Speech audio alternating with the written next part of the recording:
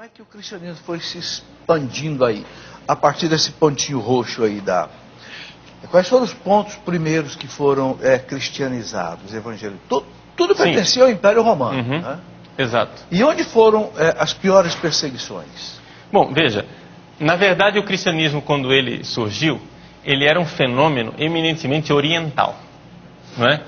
Se a gente for ver os mapas da igreja do início, nós vamos ver que as cidades onde havia igrejas, ou seja, onde havia dioceses, vamos usar a linguagem atual, né? Dioceses. Onde havia dioceses são as cidades da Ásia Menor, aqui, ou seja, o oriente do Império Romano.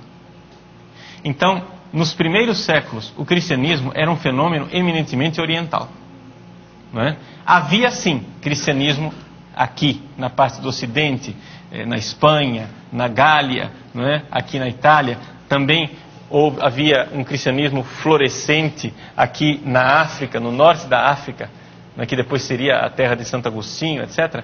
Porém, principalmente aqui no Oriente é que estava a raiz e a força do cristianismo nos primeiros séculos, não é? O que é que aconteceu? Aconteceu, porém, que com o passar dos séculos, isso daqui foi tudo tomado pelos muçulmanos.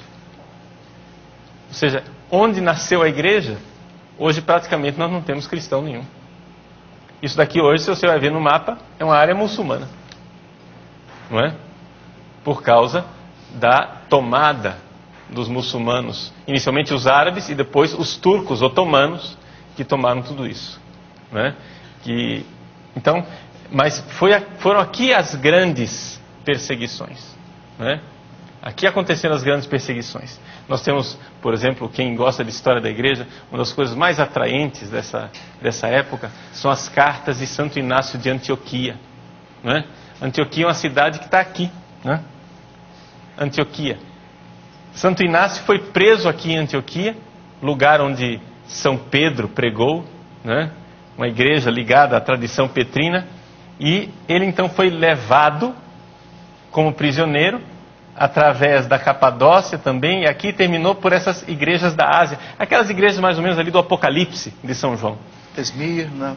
Esmirna. Pérgamo, e ele Corinto. escreveu cartas para estas igrejas aqui, para essas dioceses. Essas cartas de Santo Inácio são extraordinárias, são belíssimas.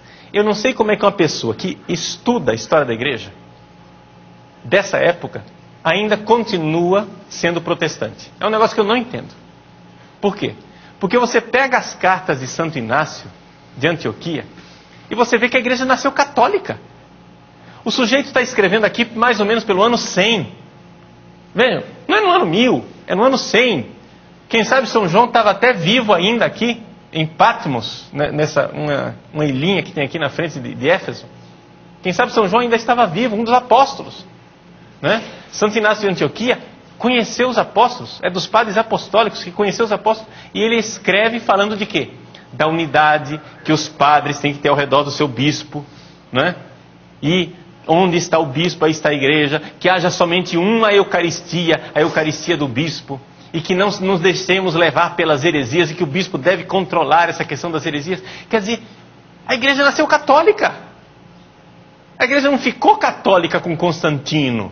Essa ideologia maluca que diz que foi em 313 que a igreja católica surgiu, né? Mas é de uma ignorância crassa. Leia as cartas de Santo Inácio. As cartas de Santo Inácio são tão claras que elas mostram Santo Inácio indo acorrentado para Roma para ser entregue às feras, escreve, né, dizendo, né, deixem-me morrer por amor ao meu Senhor, né? Ele escreve para os romanos dizendo, olha, eu ouvi falar que vocês estão querendo fazer uma maracutaia aí para me livrar. Não, eu já tenho idade, gente. Deixa eu morrer como um homem de Deus, né? E quer morrer entregue às feras, né? Em Roma.